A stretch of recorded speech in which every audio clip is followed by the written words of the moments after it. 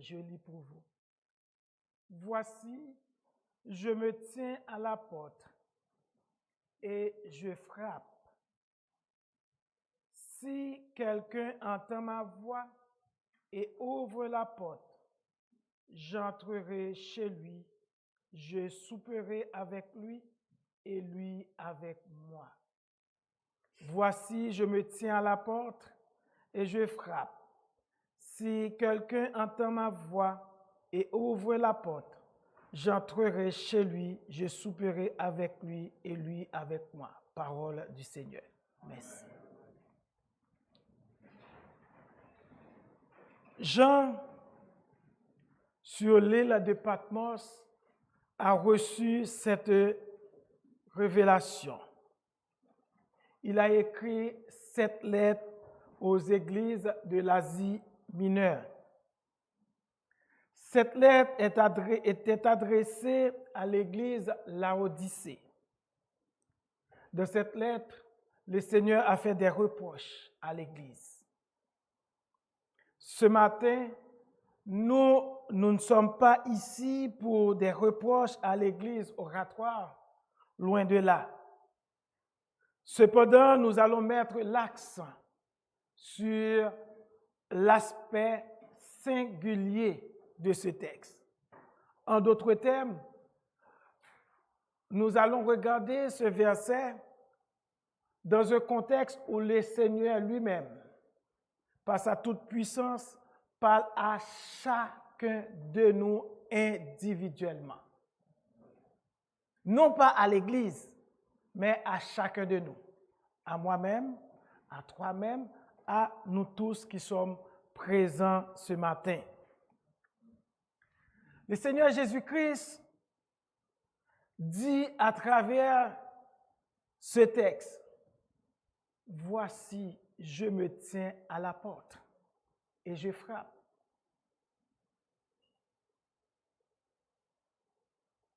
Il y en a, cela fait des jours, des mois, des années, qu'il frappe. Avec insistance, il frappe. Il reste à la porte. Il reste à la porte dans un présent. On peut dire dans un présent éternel, car il est là encore pour sauver l'humanité. Il continue à frapper. Imaginez-vous, bien-aimés frères et sœurs, ce matin, ce n'est pas dans votre maison physique que le Seigneur est en train de frapper. Non. C'est comme le Seigneur est en train de frapper dans votre cœur. Il frappe, il veut rentrer pour habiter dans votre cœur. Il continue.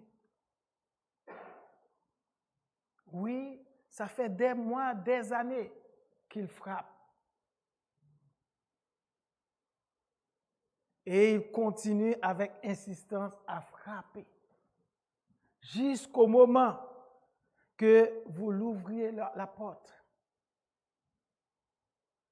Je frappe.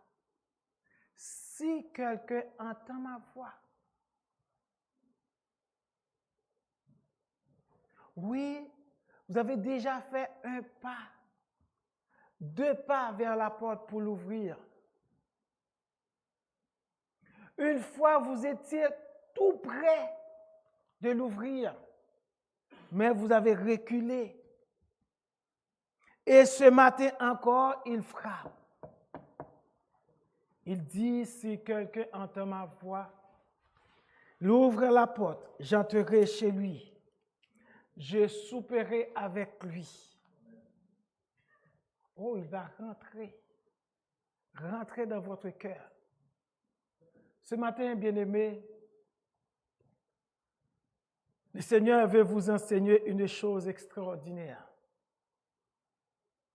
C'est que c'est un privilège pour vous de recevoir le Seigneur dans votre vie. C'est un privilège de l'avoir chez vous. pour souper avec lui.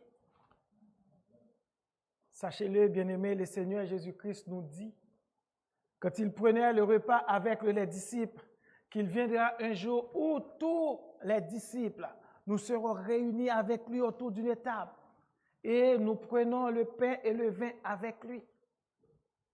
Et chacun de nous qui sommes présents ce matin espère à ce grand jour, assis autour de cette table infinie où nous pouvons voir les frères et sœurs réunis. Et c'est Jésus-Christ lui-même qui va présider le repas. Oh, bien-aimés, frères et sœurs, le privilège que nous avons de recevoir Jésus-Christ chez nous, c'est un grand, grand privilège. Car après le souper, il y a de grandes choses. Et des choses qu'on peut dire des choses infinies. J'ai aimé le chant qui, ce matin, le chant qui a été chanté, où il est dit, je bénis l'Éternel parce qu'il. Et vous avez vu sur l'écran, il y a un tiret qui permet d'ajouter des éléments, les pourquoi, les réponses à des pourquoi, parce qu'il. Ce matin, bien-aimé, le Seigneur est là. Il est là, il continue à frapper. Il veut rentrer dans notre cœur. Et une fois qu'il est rentré, nous avons ce privilège, bien-aimé. Il est là pour. Et le sujet de ce matin, il est là pour. Vous pouvez voir, bien-aimé, après le souper, quelles sont les bénédictions, les bienfaits d'avoir reçu le Seigneur dans votre vie. Si vous avez ouvert la porte, il y a de grandes bénédictions. Le Seigneur est là ce matin, bien-aimé, si vous l'ouvrez la porte, pour vous bénir. Le Seigneur est là ce matin, bien-aimé, si vous ouvrez la porte pour vous faire du bien. Ouvrez la porte au Seigneur. Le Seigneur est là ce matin, bien-aimés frères et sœurs. Vous pouvez lui demander tout ce que vous voulez. Il est là ce matin, bien-aimés frères et sœurs, pour vous consoler. Ouvrez-le la porte. Le Seigneur est là ce matin, bien-aimés, pour chasser vos craintes. Je ne sais pas pourquoi, mais il est là pour chasser vos craintes. Le Seigneur est là ce matin, bien-aimés frères et sœurs, pour vous défendre. Je ne connais pas votre cas, mais il est là pour vous défendre. Ouvrez-le la porte. Le Seigneur est là ce matin pour vous délivrer. Ouvrez-le la porte. Après le souper, il va vous délivrer. Le Seigneur est là ce matin, bien-aimés frères et sœurs, pour vous diriger. Oui. Il est là ce matin, bien-aimés frères et sœurs, pour vous encourager. Demandez-lui. Demandez-lui de vous enseigner, parce qu'il est là ce matin pour ça aussi. Le Seigneur est là ce matin pour vous fortifier. Vous êtes en défaillance, mais il est là pour vous donner la force. La force de continuer à lui servir, de continuer à travailler pour lui, de continuer.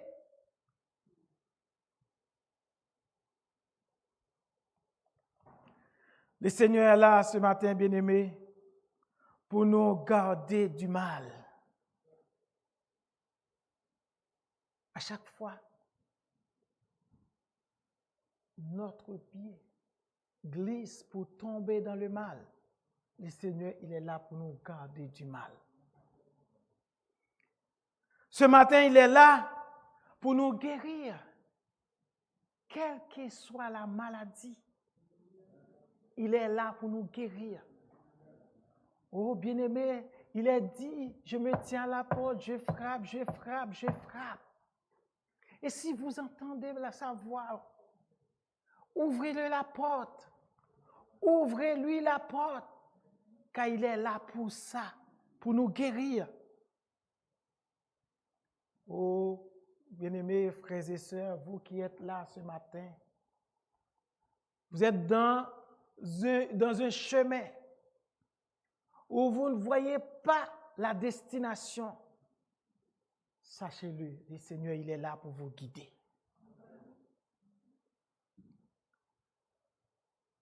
Oui, nous vivons dans un monde où nous entendons souvent parler de l'injustice. Ce matin, il est là pour vous faire justice. Si la tristesse vous envahit ce matin, le Seigneur, il est là pour vous donner la joie de vivre. Car il donne non seulement la vie, mais il donne aussi la joie de vivre cette vie sur cette terre. Car nous regardons tout autour de nous, non seulement l'injustice, mais des maladies, des gens qui meurent. Mais le Seigneur, il est là pour nous donner la joie de vivre. Le Seigneur, il est là ce matin pour nous libérer.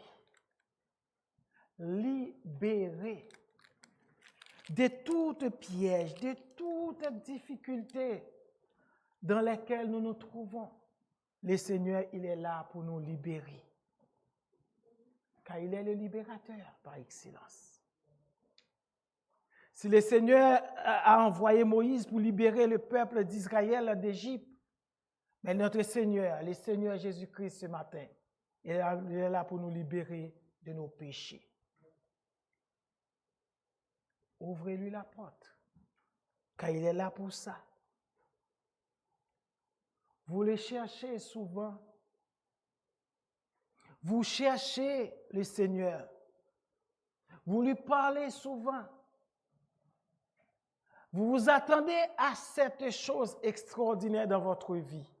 Mais ce matin, il dit qu'il est là pour manifester sa gloire dans votre vie. Comment il va le faire? Il le sait parce qu'il est là pour ça. Si vous lui demandez, il est là, il va le faire aussi.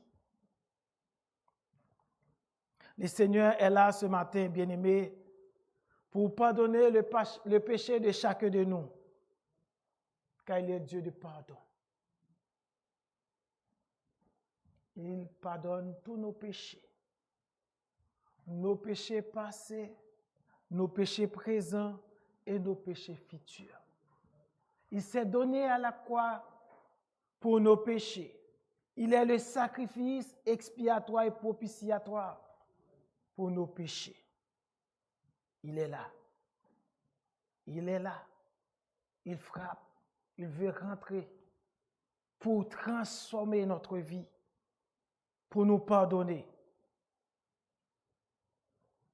Le Seigneur est là ce matin, bien-aimé, pour donner, pour nous remplir de sa paix.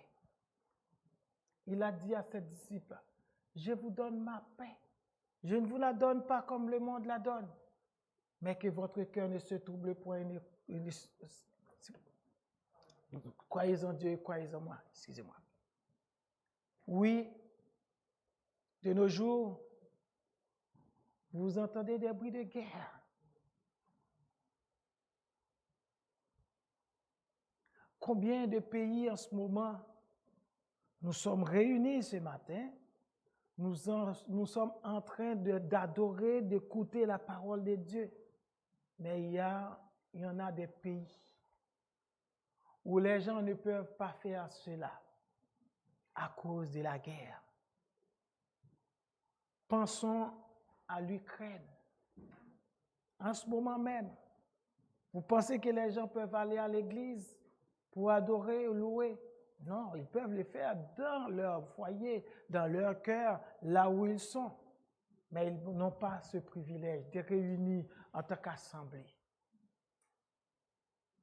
Le Seigneur donne la paix. Pensons aussi aux gens à Gaza. Pensons aussi aux gens qui sont en Haïti. Je me rappelle le samedi, la veille du dimanche où les gens ont libéré et des prisonniers. Le pasteur a envoyé un message sur Radio Lumière pour dire aux fidèles de ne pas venir à l'assemblée, l'église des dieux de la rue du Centre, parce qu'ils savaient déjà ce qui se préparait. Les gens ne pouvaient pas se présenter. Mais nous avons le privilège ce matin d'être là. Le Seigneur, il est là pour nous donner la paix, pour nous remplir de sa paix.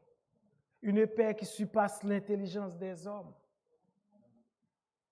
Lorsque nous traversons des moments difficiles, les gens nous voyons chanter, louer, exalter notre Dieu. Ils se demandent comment pouvez-vous le faire? Mais c'est parce que Dieu nous donne la paix. Oui, ce matin, vous traversez des moments difficiles. Cela fait des jours que vous suppliez le Seigneur, mais il est là pour vous donner une paix qui dépasse même l'entendement humain. Le Seigneur, il est là ce matin, bien-aimés frères et sœurs, pour nous relever de toutes nos chutes. Il est là pour nous relever. Il nous tend la main pour nous relever de nos chutes. Oui, lorsqu'il est rentré chez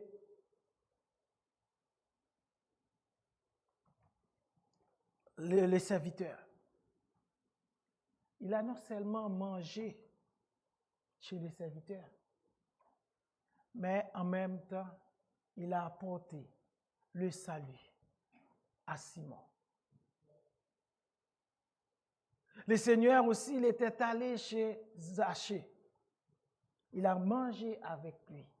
Il lui a apporté aussi le salut. Le Seigneur, il est là ce matin, bien-aimés frères et sœurs, pour nous réconforter. Nous avons besoin de réconfort. Il est là pour nous réconforter. Les moments sont difficiles. Le Seigneur est là ce matin pour nous restaurer. Restaure mon âme, dit le psalmiste. Le Seigneur, il est là. Il entend ce cri de restauration pour nous donner une nouvelle vie. Il est là pour ça. Il est là pour nous racheter aussi de nos fautes, de nos iniquités. Il est là pour ça. Oh, s'il continue à frapper, vous entendez sa voix. Vous avez intérêt d'ouvrir la porte. Vous avez intérêt d'ouvrir la porte parce qu'il vous apporte des riches et des grandes bénédictions ce matin. Le Seigneur est là ce matin, bien-aimés frères et sœurs, pour nous secourir du danger. Quel danger nous guette? Il le sait. Il nous dit ce matin qu'il est là pour nous secourir. Le Seigneur est là ce matin, bien-aimés, pour nous soutenir. Nous avons besoin de ces soutiens pour continuer la route, pour nous supporter au cours du chemin. À toi-même, particulièrement, il dit ceci. Je suis là. À la porte, je frappe.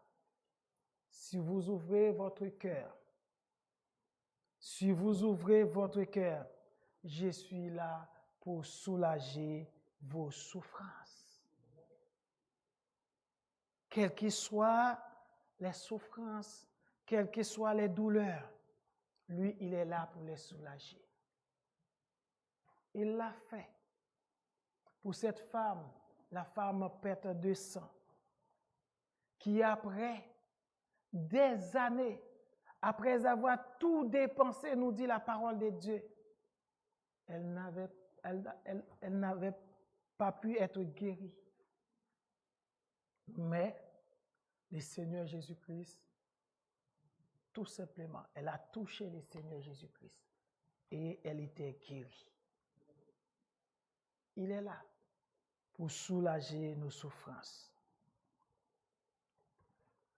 Le Seigneur est là ce matin, bien-aimés, pour transformer notre vie. Vous vous attendez à ce que votre vie soit transformée pour que vous puissiez vivre une vie de consécration à Dieu. Eh bien, bien-aimés frères et sœurs, il est là pour cette transformation. Il peut opérer cette transformation dans votre vie. Il est là pour vous transformer à son image, obéissant au Père, confiant, dépendant entièrement au Père. Il est là pour vous transformer, pour vous donner cette vie de dépendance à Dieu le Père, cette vie d'obéissance totale à Dieu, cette vie de confiance totale en Dieu. Il est là pour cette transformation. Vous êtes dans un combat depuis des mois, depuis des années. Le Seigneur, il est là pour vous donner la victoire, pour vous rendre vainqueur, car c'est lui seul qui peut vous donner la victoire sur l'ennemi, la victoire sur le péché, la victoire sur le mal. Il est là pour ça. Il va faire de vous des vainqueurs, des triomphateurs, parce qu'il est là pour vous donner la victoire. Oui, le Seigneur, il est là pour tout cela. Mais, bien-aimés, il y a une chose qui dépasse toutes ces bénédictions. Toutes ces bénédictions dont nous venons d'énumérer. Et la liste est beaucoup plus longue que ça. Si on demande à chacun de vous d'ajouter pourquoi vous aimeriez ouvrir la porte au Seigneur, c'est certain. Il y a des choses qui ne sont pas encore dites ici, mais que vous allez le dire au Seigneur. Car vous sachez qu'il est le Tout-Puissant. Il peut tout. C'est lui qui a créé le ciel et la terre. Il peut tout. Il est le Dieu souverain. Il peut faire même au-delà de ce que nous espérons, au-delà de ce que nous cherchons, au-delà de ce que nous imaginons. Oui, ouvrez la porte grandement. Laissez-le entrer dans votre cœur. Il est là pour vous accorder toutes ces bénédictions. Nous l'avons déjà dit à 2 reprises et nous continuons à le dire. Lorsque le Seigneur était rentré chez Zachée, il n'a pas simplement soupé avec Zachée. Lorsque le Seigneur était rentré chez Simon, il n'a pas simplement soupé avec Simon. Lorsque le Seigneur était allé même chez les péageurs, il n'avait pas simplement soupé avec eux. Il leur avait accordé aussi le salut. Donc, pour dire ce matin, bien-aimés frères et sœurs, le Seigneur, il est là pour nous sauver particulièrement. Donc, si nous avons reçu toutes ces bénédictions, c'est bien. Mais avant toute chose, il est là pour nous sauver. Les lépreux étaient guéris, mais c'est lui qui était retourné pour remercier le Seigneur Jésus-Christ. Il a dit qu'il est sauvé à maintes reprises. Le dernier élément de la liste, c'est le salut. Le Seigneur, il est là pour nous sauver. Nous sauver du péché. Oui, il est là et c'est pour nous sauver. Il est au milieu de nous. Il nous apporte le salut. Le salut que le Seigneur donne à ceux qui lui ont ouvert la porte, c'est un salut promis. Depuis dans Genèse chapitre 3, verset 15. Et Dieu l'a accompli. Il l'a exécuté. Selon Jean chapitre 3, verset 16, il a dit, Dieu a tant aimé le monde qu'il a donné son Fils unique, afin que quiconque croit en lui ait la vie éternelle. Oui, quiconque. Donc, bien-aimés frères et sœurs, ce matin, vous qui êtes présents dans cette salle, sachez-le, Dieu a dit quiconque. Donc, la vie éternelle est pour chacun de nous qui sommes présents dans cette salle. Cette promesse, c'était une promesse certaine qui est exécutée. La parole de Dieu est claire là-dessus, dans Éphésiens chapitre 2, versets 4 à 9. Mais Dieu, qui est riche en miséricorde, à cause du grand amour dont il nous a aimés, à cause du grand amour qu'il nous a aimés. Verset 5. Nous qui étions morts par nos offenses, nous a rendus à la vie avec Christ.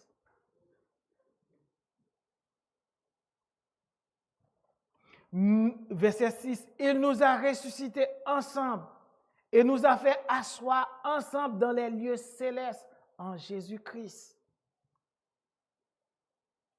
afin de montrer dans les siècles à venir l'infinie richesse de sa grâce par sa bonté envers nous en Jésus-Christ, car c'est par la grâce que vous êtes sauvés. Par le moyen de la foi, et cela ne vient pas de vous, c'est le don de Dieu. Ce n'est point par les œuvres, afin que personne ne se glorifie. Vous ouvrez votre cœur à Jésus-Christ. Il vient dans son amour, dans sa grande miséricorde, sans tenir compte de vos offenses, sans tenir compte de vos péchés. Il est là pour nous rendre la vie éternelle. Et si nous passons par la mort, il nous a promis aussi que nous nous ressusciterons au dernier jour. Car il a dit, les morts en Christ ressusciteront premièrement. Et nous, les vivants, nous serons transformés pour aller à la rencontre du Seigneur. Les morts vont être ressuscités et les vivants vont être transformés pour aller à la rencontre du Seigneur. Ce sont des promesses certaines. Et la plus grande de ces promesses, c'est qu'il est allé au ciel nous préparer une place. Et il nous dit qu'il viendra pour nous prendre pour que nous soyons toujours avec lui. Toujours, toujours avec lui.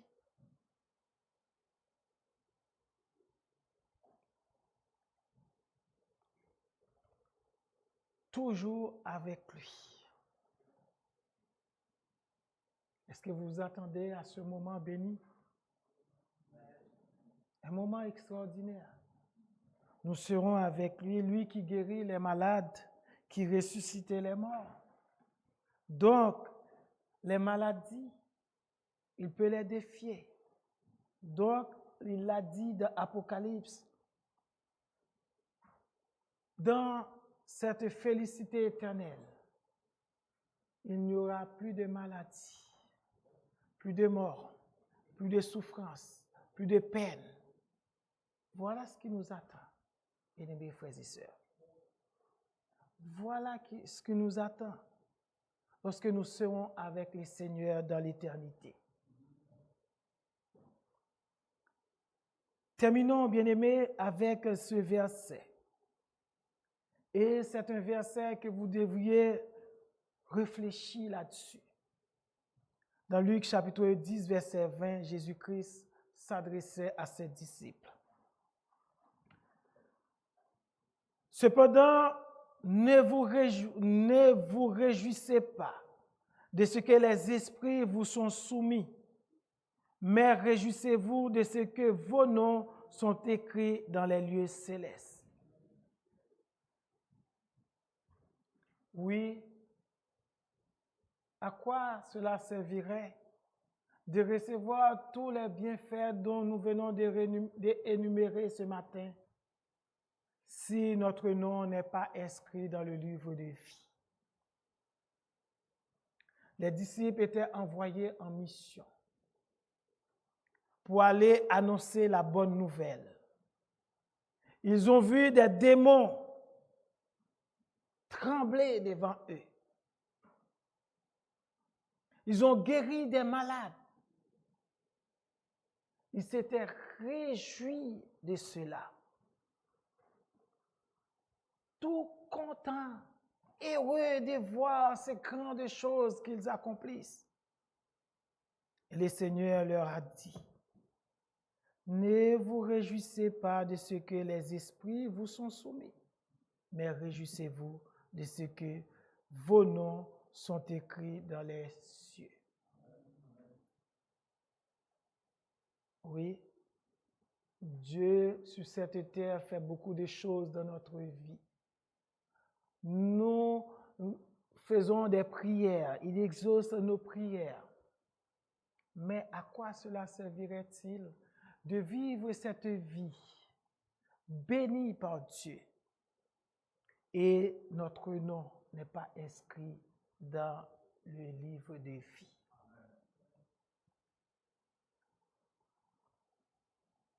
Jésus-Christ disait à cet homme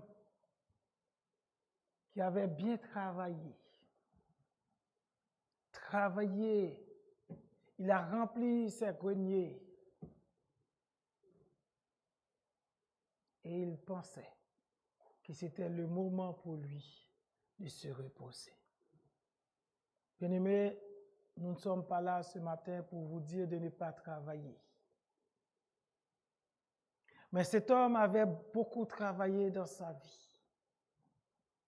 Il s'était fatigué à semer et récolter. Mais le Seigneur, le jour même, a pris le souffle de vie qu'il avait. Et Jésus-Christ eut à dire, à quoi cela servirait-il à un homme de gagner le monde et de perdre son âme? À quoi cela servirait-il à vous ce matin de faire de longues prières, de faire des jeûnes, pour pouvoir jouir de toutes les bénédictions dont nous venons de citer ce matin, et que finalement, notre nom n'est pas inscrit dans le livre des vies? Ou encore, bien-aimés frères et sœurs, Jésus-Christ a frappé à la porte, a frappé à maintes reprises, n'avait pas ouvert la porte pour qu'il puisse rentrer, non seulement pour vous accorder ses bénédictions, parce qu'il l'a déjà fait, il l'a fait dans le passé, il est le même hier, aujourd'hui, éternellement, mais en même temps, pour prononcer cette parole pour votre vie, pour dire, mon frère, ma sœur, vous êtes sauvés. Car il l'a dit à la femme, il l'a dit aux lépreux, il l'a dit à Simon, il l'a dit à Zachée et à tant d'autres. Vous êtes sauvés. Sauvés. Sauvés par grâce. Que Dieu, bien-aimés frères et sœurs, ce matin, qui n'est pas là simplement pour nous accorder ses bénédictions, ses bienfaits, mais qui est là aussi pour nous offrir le salut éternel. Pour que nous puissions être avec lui dans l'éternité, parce que notre nom est inscrit dans le livre de vie. Qu'il fasse par sa grâce et par son amour de nous, son enfant, son héritier, l'héritier du trône céleste. Que Dieu nous garde, nous conduise, nous bénisse, nous fortifie, nous transforme. Qu'il fasse au-delà même de ce que nous imaginons, de ce que nous espérons, de ce que nous attendons ce matin et jusqu'au retour de notre Seigneur Jésus-Christ. Qu'il en soit ainsi. Amen.